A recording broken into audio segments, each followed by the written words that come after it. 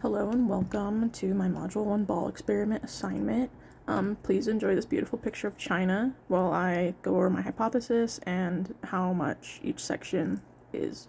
So each section is 10.5 inches or 26.7 centimeters. But now for my hypothesis, what do I think will happen to the velocity of the ball as it rolls down the horizontal ramp? Now my ball is it has sand inside of it. It's a heavy ball. So the sand, I feel like it's gonna like counteract how fast the ball goes, like how long it goes. I think it's gonna come to a quick halt. I think it's also not gonna stay perfectly straight because of the sand inside. That's pretty. You can't really guess how sand's gonna fall inside the ball. But that's my hypothesis. I think it's gonna come to a quick halt. I don't think it's gonna go very far. Just depends on how much force you put into it. But yeah. And now it's dirty. Yo, did you see that? Okay, now that we have watched the horizontal ramp ball roll, let's move into the inclined. I feel like my hypothesis stays the same almost for the inclined ramp. It's the same ball. We got sand inside. It's heavy. It's just gonna roll. I don't think it's gonna stay in the same, like, I don't think it's gonna remain straight because of the sand inside.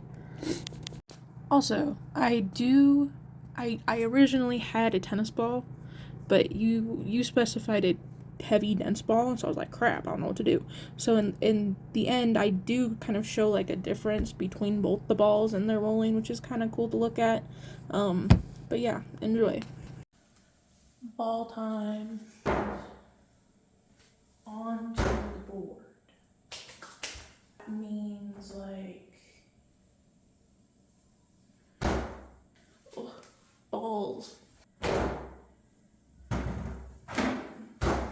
I hope that was fun to watch all of the balls roll down the hill. Now onto, did my results match my predictions?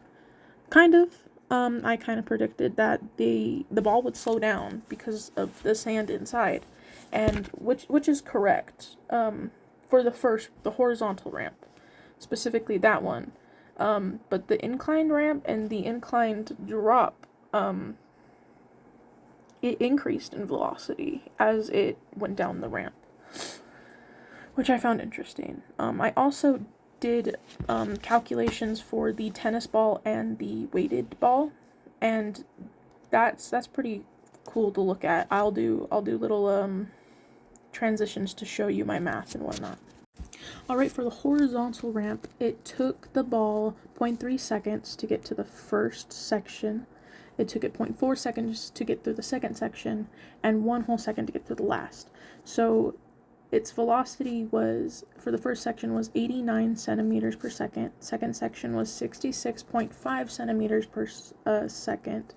And the last section was 26.7 centimeters per second.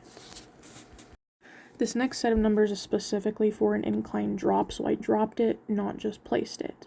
It took the ball 1 second to get through the first section, which means its velocity is 26.7 centimeters per second.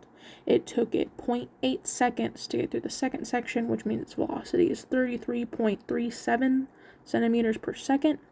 And it took 0.6 seconds to get through the last section, which means its velocity was 44.5 centimeters per second. This next set of numbers is specifically for a placed ball on the incline. It took the ball 1.5 seconds to get through this first section, which means its velocity is 17.8. It took the ball 0.9 seconds to get through the second section, which means the velocity is 29.66. And to get to the last section, it took 0.7 seconds, which means the velocity is 38.14 seconds. So this is an interesting part of the experiment I did, was the tennis ball and the weighted ball kind of a race, because the tennis ball weighs almost nothing. It's very light. air inside. It's made of very light materials, but the dense ball is like 3 or 4 or 5 pounds. It's heavy, it's thick, it's full of stuff.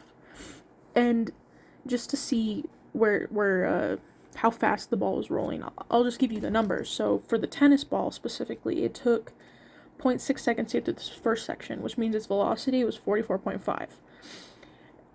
To get through the second section for the tennis ball, it took 0.4 seconds, which means its velocity was 66.75. And then for the last section, it only took 0.3 seconds, which means its velocity is 89 seconds, centimeters per second. But for the sandball, the tennis ball had already made it through the first 2 sections before this sandball made it to its first checkpoint. Crazy.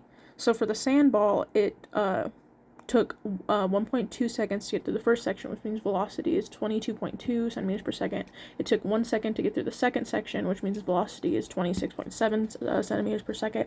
And then it took 0.6 seconds to get through the last section, which means its velocity is 44.5 centimeters per second. Very interesting, very fun information. So was the ball accelerating? In either instance, every single instance, the ball was accelerating. Even if it was decelerating, it was accelerating in some way. In which case was the net force acting on the ball equal to 0? Probably when it stopped, when there was nothing, there's no inertia happening, there's nothing, it's done, it's finished, it's come to a complete stop. In which case was the net force acting on the ball not equal to 0? When I pushed it, when I dropped it, when it fell. And then how does this experiment relate to Galileo's experiments? Just seeing how fast things fall, seeing how quickly they are, and relating to horizontal or verticalness. Yeah. This is actually kind of really fun, and I hope you enjoyed the video I made.